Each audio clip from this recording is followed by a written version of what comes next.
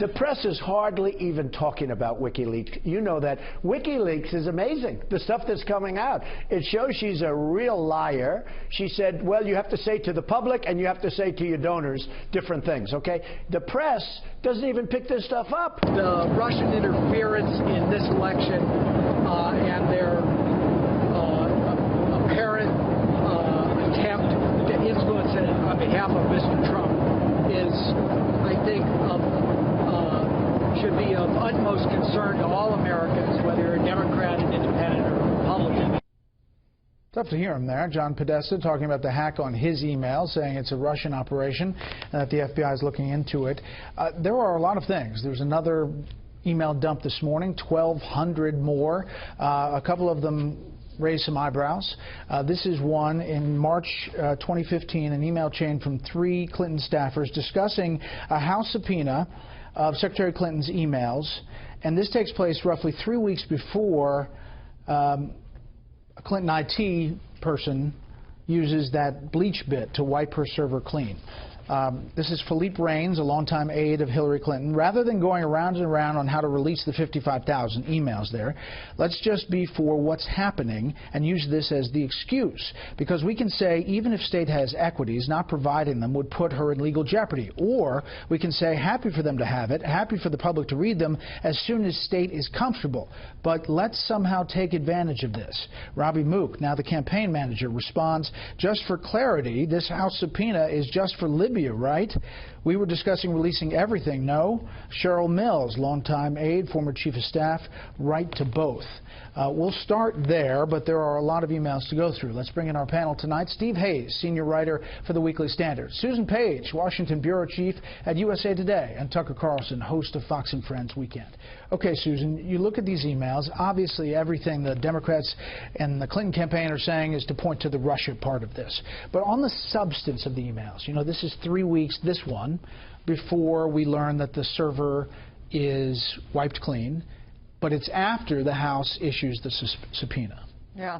You know, my husband, also a journalist, said this is like reading one of those post-campaign books, but during the campaign, with all the stuff you do reporting about to try to get a hold of. This is it's very interesting to get inside their heads as they're trying to strategize how to handle this very difficult issue over and over again. And we were talking before, it's gotten less attention than you might think it ought to get, given how interesting it is. I don't see a huge bombshell here, but I agree that this is something that is like reading a novel. You need the kind of annotation, though, that you were just providing. Yeah.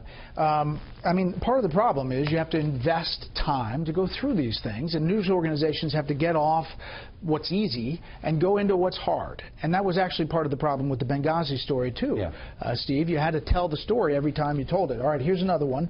The second one is this is about the efforts to FOIA Congress on the to get their emails in response to the calls for Hillary Clinton's emails. This again from Philippe Reines. I told HRC Hillary Clinton yesterday I was going to submit FOIA, Freedom of Information Act requests to the Republicans on the committee and Utah Representative Jason Chaffetz, who's the chairman of the committee, to just trigger their offices sending me replies that Congress is exempt from FOIA and therefore they are rejecting my request. This is from Philippe Reines.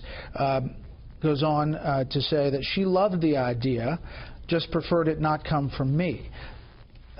They ended up, and I don't think it was Philippe who filed the FOIA, but they ended up filing it, and these emails about Jason Chaffetz came out. Yeah, and it was a story for a couple days saying that, isn't this ironic, Jason Chaffetz is going through Hillary's emails and wants more of them, and his own emails aren't subject to FOIA. Look, I mean, I think the big takeaway on the email question is this. Hillary Clinton said all along that she was eager to have her emails out. She wanted people to read these emails. There was nothing nefarious. She wasn't hiding anything. In fact, if she had her way, she would have put even more emails out than what she was required to put out. Well, this obviously shows day by day, email by email, that that was not true. And I think, look, for those of us who cover this on a day-to-day basis, we knew that wasn't true when she was saying it. But it is something a little different to be reading it this way and look at the lengths to which they went to set up obstacles to releasing new emails, to framing the release of new emails, to downplaying the thing. It's like you're seeing the inside of the campaign as the campaign itself is being created. All right, this one is about Catholics and evangelicals. This is John Halpin to John Podesta and Jennifer Palmieri. Conservative Catholicism. Ken Aletta's latest piece on Murdoch, Rupert Murdoch, and the New Yorker starts off with the aside that both Murdoch and Robert Thompson, managing editor of the Wall Street Journal, are raising their kids Catholic.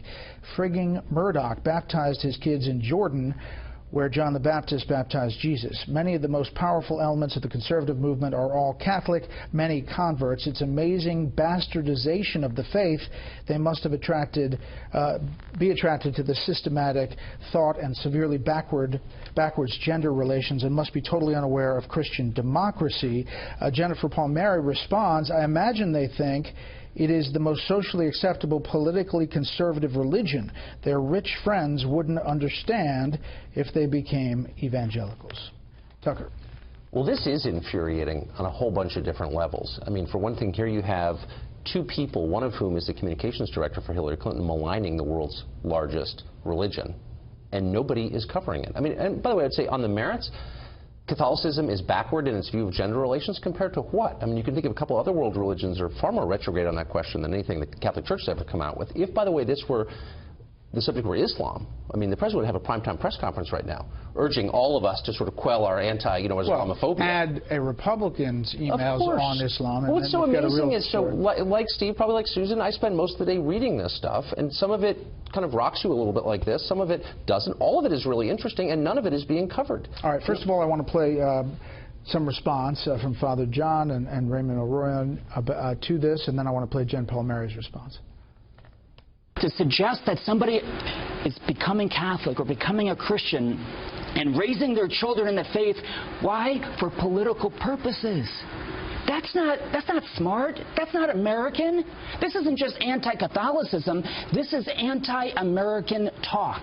I think Catholics will get more enraged, and question marks will continue to hover above this campaign. What do they intend, and how do they think Catholics and evangelicals fit into America? I'm a Catholic. I don't recognize that email that we saw, and this whole effort is led by the Russians. The Russians, ones that orchestrated the attack. We believe, as noted by the statement from the Director of National Intelligence, that they're also behind the timing and manner of the leaks, and we are not going to do any more to comment or aid their efforts. Okay, Susan. So, I mean, how big a problem? Let's just imagine it was getting covered every place. How big a problem is this potentially for a campaign? This particular exchange issue, of the emails. Catholic. Yeah, you know, being respectful of other people's religion, it's a fundamental American tenet. It's an important thing, and there is a snarky tone to this exchange. And absolutely that's inappropriate. I would say that the most inappropriate language came not from Jennifer Palmieri, who's with the campaign, but from a guy who's with the Center for American Progress, a think tank. And also, I think it's interesting, she says she doesn't recognize this email because the Clinton campaign has refused to either confirm or deny the legitimacy of these emails. At all. Like, they won't go down to author, you know, this one's real, this one's not real. But in this case, she's saying she doesn't recognize it. That's not exactly a denial. Is that good enough? I mean, shouldn't we be saying, wait a second, you don't recognize it? I mean, I think that I think in the interest of transparency, they ought to say, yeah, these are emails and we'll discuss what was right and wrong about them. Or say, these are fabricated and we didn't write them. But they're lying. I mean, it's just that clear. First of all, there's no proof that the Russians are behind this. Even if they are, no one is actually alleging. Well, the U.S. intelligence community does say that, and they put that out. They might be, but they don't have proof of it. But even if they are, there's no proof, and no one's even alleging that these are forgeries. That's the question. Is the data real? That's the first question you ask in journalism. Is it true? They're not even denying that, and they're getting a pass. You go to the front page of the Washington Post or the New York Times right now, I couldn't find a single story about any of this. That's called suppression of the news. This is relevant. I do want to follow up on something we brought up last night, and that was the email that involved Donna Brazile, then vice chair of the DNC. She was a CNN analyst. We showed you the email in which she said she got a question early. And she denied it, said she'd never provided a question to Hillary Clinton's campaign. CNN denied it. Today, Politico actually got a hold of another email that is exactly verbatim the question that was asked in the town hall. And CNN is now pointing to their partner, Roland Martin, with TV One. Bottom line is this is exactly the email that we were talking about last night, and it's the exact question asked. If the email's real, and if that happened, that's not how journalism is supposed to work. And that's an understatement. I mean, you can't provide questions to politicians before they come on your air to be tested by answering questions for the voters. So it would be sort of the breaking of the cardinal rule of journalism if that was the case. I mean, you can see that there's a distinction between what somebody like Donna Brazile, who was a contributor at CNN, does and is fundamentally a political person. I don't think she would deny that if she were sitting here with us. She wants her side to win, and what journalists do. But in my mind, that's no excuse if she, in fact, provided the questions to Hillary Clinton so that she could prep for them, create an answer for them, rehearse them, and present herself as if this is the first time she's hearing it. I mean, in fact, said in the answer, that's such a difficult question. Right. Well, it's not, actually, if you have the question the day before. We will go back and try to get a different follow-up on this with the additional Politico email.